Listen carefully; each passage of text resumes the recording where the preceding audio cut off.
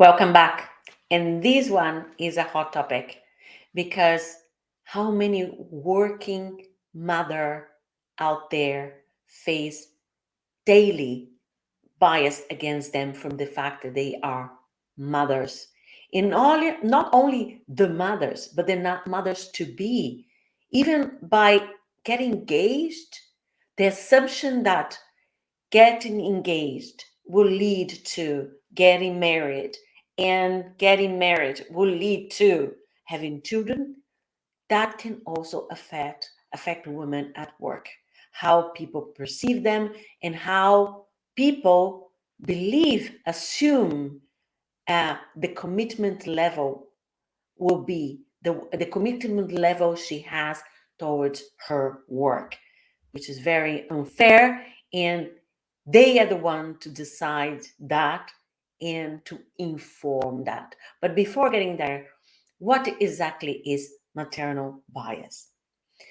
Motherhood triggers false assumptions that women are less committed to their careers or even less competent. I don't understand the relation, but there you go. We incorrectly assume that mothers are less committed and less competent. As a result, mothers are often given fewer opportunities and held to higher standards than fathers. We fall into the trap of thinking mothers are not as interested in their jobs.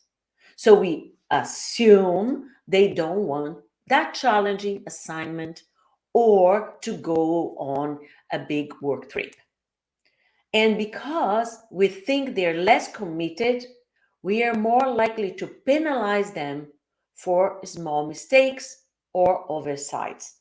So we are seeing here, we're talking about from the management perspective, but also colleagues, because, and these include women, female colleagues as well. All these assumptions that we have about women when they are mothers.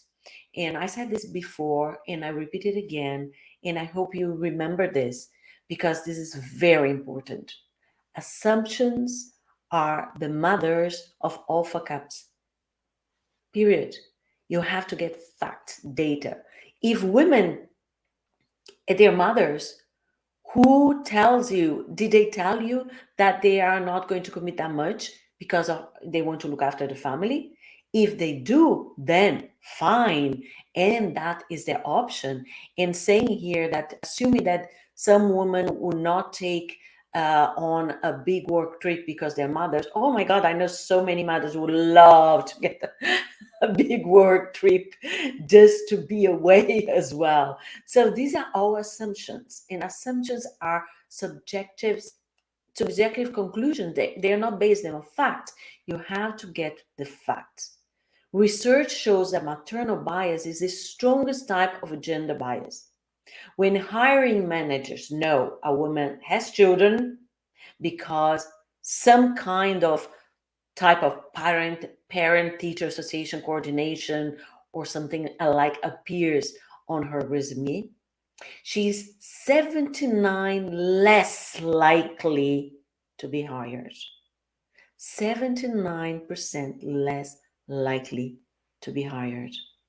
And even if she was hired, she would be offered a lower salary, which in the American perspective, as these research were made upon, it represents about 11,000 less in salary per annum.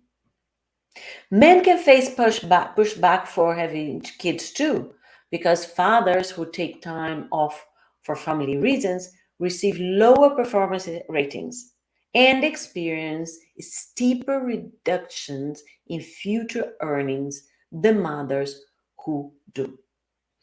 So there is a misconception here about how parents can handle their family life, their family business, and their working life, their working business.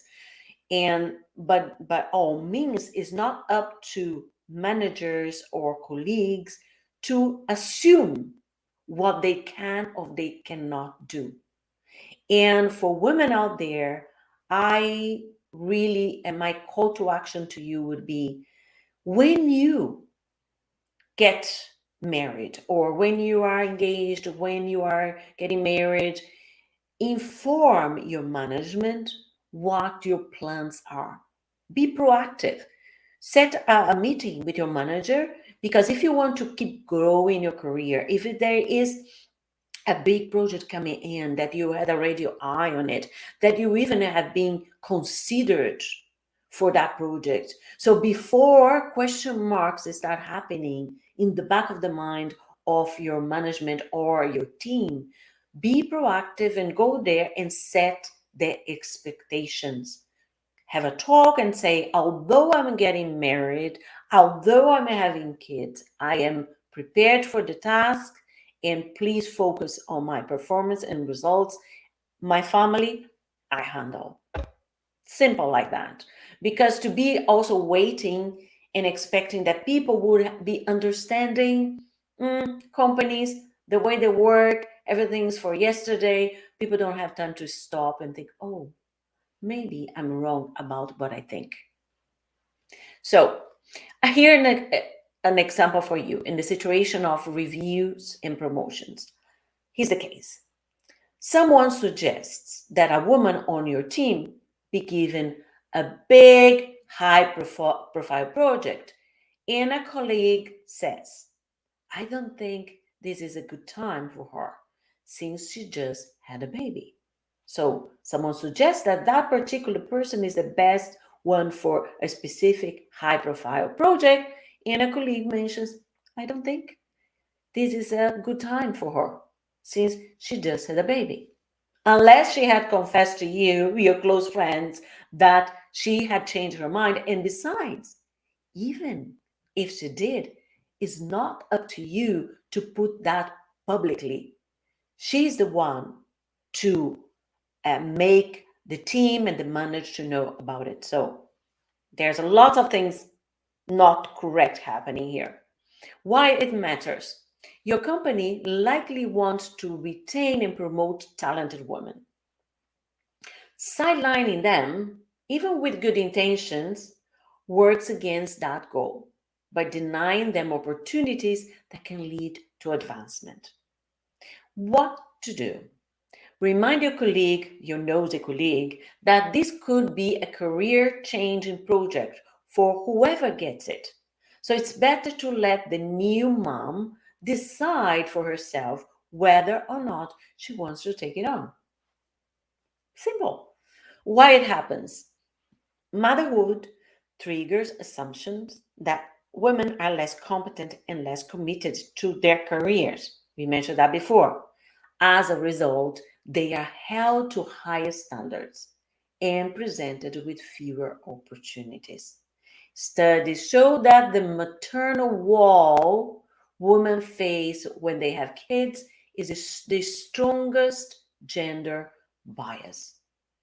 Never have heard about this term before, the maternal wall. I've been studying actually about glass ceilings, glass walls, and maternal wall now goes to my list. So there you go, ladies. There you go, mothers. There's a long fight here, and there's a big fight, and it starts from you taking action, from you getting allies, but above all, from you becoming aware of that this situation is taking place and take action, speak up when you see it happening, and get your allies and get people informed.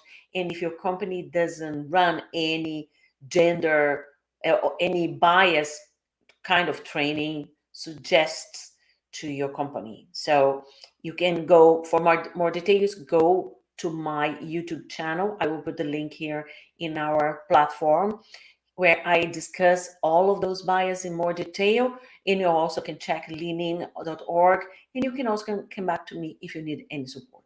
So let's continue, because our next bias, which is the last one, is about affinity bias. Let's see what comes next.